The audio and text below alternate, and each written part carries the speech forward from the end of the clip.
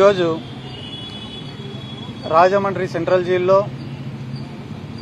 Liquor కేసులో ఏదైతే ఈ కూటమి ప్రభుత్వం వాళ్ళు అక్రమంగా ఒక కట్టు కథను అల్లి మిథున్ రెడ్డి గారి పైన బనాయించినారో ఆ లిక్కర్ కేసులో లోపల ఉన్నటువంటి మిథున్ రెడ్డి గారిని కలవడానికి ఈరోజు ఈ రాజమండ్రి సెంట్రల్ జైలుకు రావడం జరిగింది.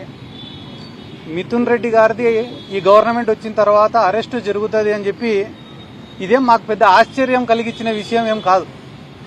ఎందుకంటే గతంలో తెలుగుదేశం పార్టీ అధికారంలో ఉన్నప్పుడు కూడా మిథున్ రెడ్డి గారి పైన కేసులు పెట్టినారు. ఆయన విద్యార్థి దశల్లో ఉన్నప్పుడు కూడా ఆయన ఎదుగుదలను ఓర్చలేక కేసులు పెట్టినారు.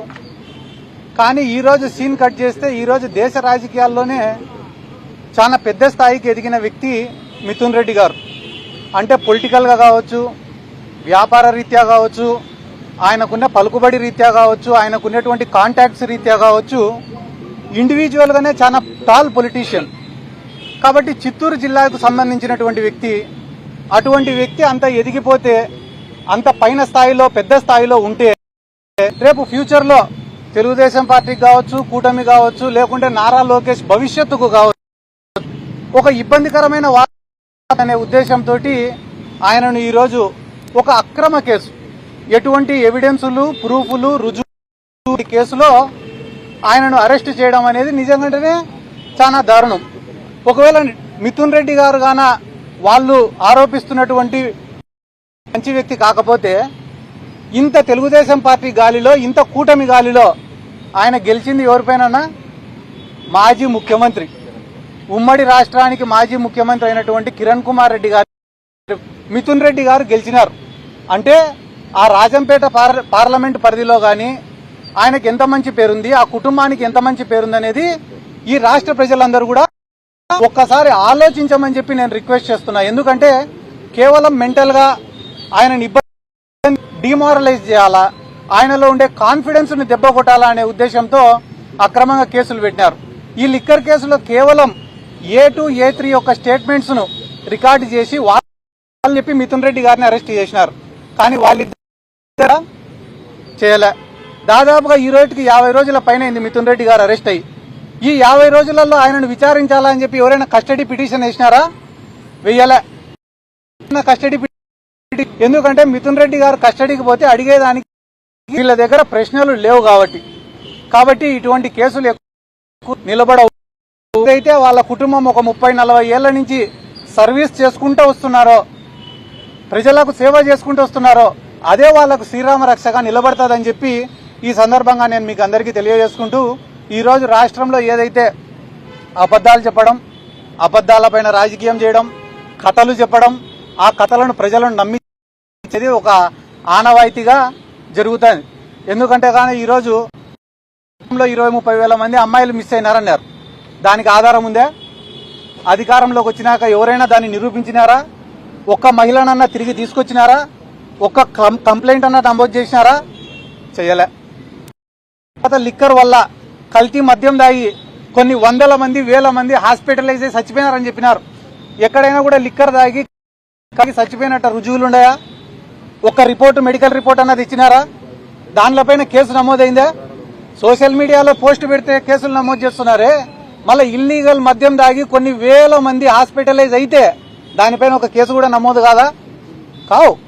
ఎందుకంటే అధికారంలోకి రావడానికి, సీఎం కుర్చీలో కూర్చునేదానికి మాత్రమే ఈ ఆరోపణలు అనేటివి పనికొస్తాయి. దానికి బెస్ట్ అంటే మా జిల్లాలో అమ్మాయి, ఆ అమ్మాయి చావుని రాన్నారు. నిన్ననే మన డిప్యూటీ సీఎం గారు కూడా ఏం మాట్లాడినారు సార్? మీకు అందరికి ఏం గత ప్రభుత్వాలు ఆధారాలు చెరిపేసినాయంట. దానికి నేనేం చేస్తా అంటాడు ఆయన. జరిగిపోయినాయి. ఏదన్నా ఒక క్రైమ్ జరిగితే క్రైమ్ సీన్ అనేది ఒకటి ఉంటుంది, పంచనామా అనేది ఒకటి ఉంటుంది, పోస్ట్ మార్టం అనేది ఒకటి ఉంటుంది, ఇన్వెస్టిగేషన్ అనేది ఒకటి ఉంటుంది. ఇవన్నీ ఏ పీరియడ్ లో జరిగిన? తెలుగు అధికారంలో ఉన్నప్పుడు డిఎన్ఏలు మార్చేసినారట. ఒకవేళ మారిస్తే ఆ రోజు తెలుగుదేశం పార్టీ అధికారంలో ఉంది కాబట్టి వాళ్ళు మార్చిండాల. పవన్ కళ్యాణ్ గారికి నా యొక్క రిక్వెస్ట్ ఏమంటే, సమక్షంగా మిమ్మల్ని రిక్వెస్ట్ చేస్తున్నా, వాళ్ళ తండ్రి ఆరోపిస్తుండేది ఎవరి గురించో తెలుసా సార్? తెలుగుదేశం పార్టీ నాయకుల గురించి. మీరు ప్రశ్నిస్తే వాళ్ళని ప్రశ్నించండి, కానీ గత ప్రభుత్వాలని చెప్పి వైసీపీనో కాంగ్రెస్ పైనో ఈ నెపం నెట్టే ప్రయత్నం చెయ్యొద్దు. లేదా ఓపెన్ గా నేను చంద్రబాబు నాయుడికి సరెండర్ అయినా కాబట్టి నేను ప్రశ్నించలేననేదన్నా చెప్పేస్తే మేమన్నా కొంచెం ఈ రాష్ట్రంలో సంతోషంగా ఉంటామని చెప్పి నేను తెలియజేసుకుంటూ, ఈ రోజు రాజమండ్రికి రావడానికి ముఖ్యమైన కారణం మా మిథున్ రెడ్డి గారు ఆర్థికంగా కానీ, ఆపదలో ఉన్న వాళ్ళకు కానీ, వ్యక్తిగతంగా కానీ, ఉద్యోగాలు ఇచ్చే విషయంలో కానీ, పొలిటికల్ గా కానీ కొన్ని వందల మందికి, వేల మందికి సాయపడినారు, ఉపయోగపడినారు. అటువంటి వ్యక్తులకు, పార్టీ కోసం అంత కష్టం చేసినటువంటి వ్యక్తులకు, జగన్ నమ్మకంగా నిలబడిన వ్యక్తులకు, అంటే కష్టాలలో అధికారంలో ఉన్నప్పుడు అన్ని వేళలా కూడా అండగా ఉన్నటువంటి వ్యక్తులకు మా వంతు మద్దతు ఎప్పుడు ఎల్లప్పుడూ ఉంటుందని తెలియజేయడానికే ఈ రోజు రావడం జరిగింది. ఈ రోజు మాకు ఇక్కడికి రావడానికి మరొక ముఖ్య కారణమైన గణేష్ గారికి కూడా నా ప్రత్యేక ధన్యవాదాలు.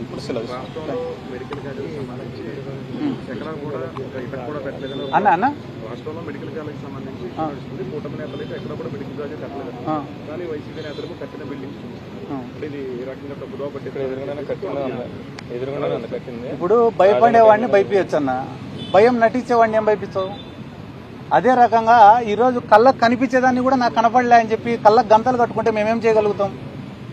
5 మెడికల్ కాలేజీలు కంప్లీట్, 5 కంప్లీట్ మేమేం చెప్తున్నాం? 17 మెడికల్ కాలేజ్ బిల్డింగ్లు కంప్లీట్ అయినాయని చెప్తున్నాం మేము. 17 శాంక్షన్ చెప్పి 5 నిర్మాణం పూర్తయినాయి, క్లాసెస్ స్టార్ట్ అయినాయి.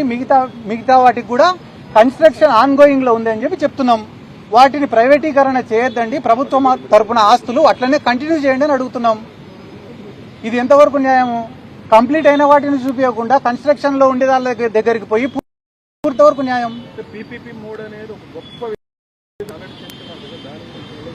ఆయన అమరావతి గురించి కూడా అన్నాడు, కానీ ఒక ఇటుక పెట్టాలి ఈ రోజు వరకు. ఇటుకల గురించి మాట్లాడితే మనము మెడికల్ కాలేజీలో ఇటుకలు కాదు, అమరావతిలో ఏమి ఇటుక పెట్టినావు, ఏడ పెట్టినావు? నీళ్ళల్లో పెట్టినావా, బయట పెట్టినావా? ప్రతి సంవత్సరం వర్షాలు పడను, డీ వాటరింగ్కి 100 కోట్లు ఎత్తాను. ప్రతి సంవత్సరం కంప చెట్లు మొలసను, అవి కొట్టనికే 100 కోట్లు ఎత్తాను. ఎత్తడమే పనిగా పెట్టుకునే వాళ్ళు కూడా మా జగన్ సార్ గురించి మాట్లాడుతున్నా. ఇంతమంది విలేకరులు ఉన్నారు కదా, మీ అందరి సమక్షంలో ఒక ప్రశ్న అడుగుతానా నేను. తెలుగుదేశం వాళ్ళు ఈ 15 నెలలు 16 నెలల్లో ఒక్క పని చేసినారా? ఒక్క పని, ఏదైనా ఒక్క పని చేసితే మీరు చెప్పండి. నేను మిమ్మల్ని అడుగుతానా, ఏమైనా చేసి ఏంది ఏందన్నా ఇచ్చినారన్నా? ఇచ్చినాడు, ఎవరు తీసి ఇచ్చినారు? I'm sorry to say this. నేను ఆ మాట మాట్లాడకూడదు, కానీ ఎందుకు మాట్లాడినా అంటే మా జగన్ సార్ సంక్షేమ పథకాలు ఇచ్చినప్పుడు జోబిలో నుంచి తీసిచ్చినాడా అని అడిగినారు. ఇప్పుడు వాళ్ళు పెన్షన్లు కానీ, తల్లికి వందనం కానీ, అదేదో 20,000 ఇస్తామని చెప్పి 5,000 ఇచ్చిన అన్నదాత సుఖీభవ కానీ ఎవడైనా సొంత జోబిలో నుంచి ఇచ్చినాడా? పొరపాటున సొంత జోబిలో నుంచి ఇచ్చిందంటే మేము రాజకీయం సాధించుకుంటాం. తల్లికి వందనం అనే పథకం మీరు ఇచ్చి రాష్ట్రం అంతా డబ్బాలు కొట్టుకుంటా హిట్, సక్సెస్, సూపర్ అని చెప్పుకుంటా. అసలు అనే ఆలోచన అమ్మఒడే మా జగన్ సార్ గురించి మేమెంత గట్టిగా చెప్పుకోవాలా, మేమెంత గొప్పగా చెప్పుకోవాలా? చేసుకుంటారన్న, చేసుకునే దానికి ఏమని చెప్పు. యువత తరపున వైసీపీ యువజన విభాగం నుంచి అలాంటి పోరాటం ఉండదు, ఎందుకంటే 20 లక్షల ఉద్యోగాలు ఇస్తానన్నారు.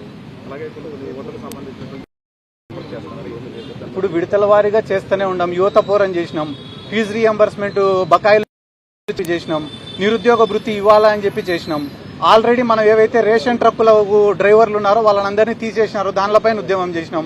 వాలంటీర్లకు 10,000 రూపాయలు జీతం ఇస్తామని చెప్పి దాదాపుగా 2,50,000 మంది పుట్టగొట్టినారు.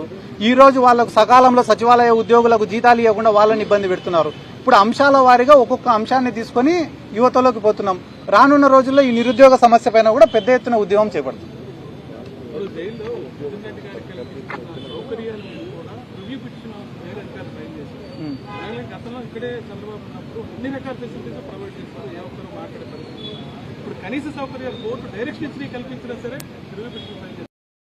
ఇది చాలా దుర్మార్గం కదన్నా. ఆ రోజు చంద్రబాబు నాయుడు గారికి అన్ని ఫెసిలిటీస్ ఇచ్చినప్పటికీ కూడా కొన్ని న్యూస్ ఛానళ్లను వాళ్ళకి ఛానళ్లను అడ్డం పెట్టుకుని అడుగడుగునా చంద్రబాబు నాయుడు గారికి అవమానం జరుగుతుంది, వైద్య పరీక్షలకు కూడా ఏం సదుపాయాలు కల్పించడంలే అని ఇటువంటి తప్పుడు ప్రచారాలు చేసి ఒక సింపతి గెయిన్ చేయాలని చూసినారు. ఈ రోజు వాస్తవానికి మిథున్ రెడ్డి గారి విషయంలో ఒక ఎంపీకి రావాల్సినటువంటి సౌకర్యాలు ప్రకారం రావాల్సినటువంటి సౌకర్యాలు, చట్టపరంగా రావాల్సినటువంటి సౌకర్యాలు ఏవైతే ఉన్నాయో అవే కల్పించి వాళ్ళు వేసి ఒక ఆర్డర్ తెచ్చుకుంటే కూడా వాటిని కల్పించకపోగా ఇన్ని బ్యారికేడ్లు, ఇంతమంది పోలీస్ సిబ్బంది, 1 కిలోమీటర్ మేర ఆంక్షలు, లోపలికి పోయిన వాళ్ళపైన సీసీటీవీ పర్యవేక్షణలు, లోపల ఆయనతో కనీసం ఒక 2 నిమిషాలు మాట్లాడేదానికి అవకాశం లేకుండా ఆయన ఒక 2 నిమిషాలు మాట్లాడితేనే ఇంకా మాట్లాడింది చాలు అని చెప్పేంత ఇబ్బందిమైన పరిస్థితులు మేము చూస్తుంటే కూడా నిన్న మొన్న ఆర్టికల్ రాసినారు ఏదో ఒక పేపర్లో, ఇది జైలా అత్తారిల్లా అని.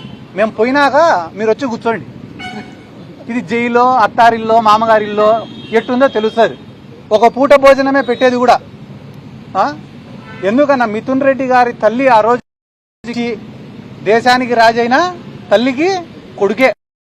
అటువంటి తల్లి వచ్చి నా కొడుకు కనీస లేదని చెప్పి కంటతడి పెట్టుకునే రోజే నాలాంటి వాళ్ళు ఎంతో మంది బాధపడినారు.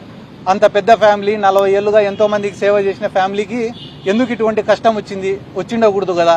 ఒకవేళ ఇటువంటి ఆరోపణలో నిజం ఉంటే సమస్య లేదు, కానీ ఒక కుక్డప్ కేసు ఇది కాబట్టి ఇటువంటివి జరగడం అనేది చాలా బాధాకరం. మళ్ళా దానికి తోడు పుండుపైన కారం జల్లినట్ల ఎటువంటి సౌకర్యాలు ఇవ్వకుండా ఇబ్బందులు పెట్టుకుంటూ మళ్ళీ సకల భోగాలు, రాజభోగాలు, అత్తారిల్లు ఇటువంటివి రాయడం చాలా దుర్మార్గం అని తెలియజేసుకుంటూ, ఎప్పుడైనా కూడా ఒకనప్పుడు దానికి కౌంటర్ ఇన్సిడెంట్ అనేది తప్పదు. అది కాక వాళ్ళకి రాజకీయాలు ఏం కొత్త కాదు, ఈరోజు ఏం కొత్తగా చూడడంలే. కాబట్టి థ్యాంక్ యూ.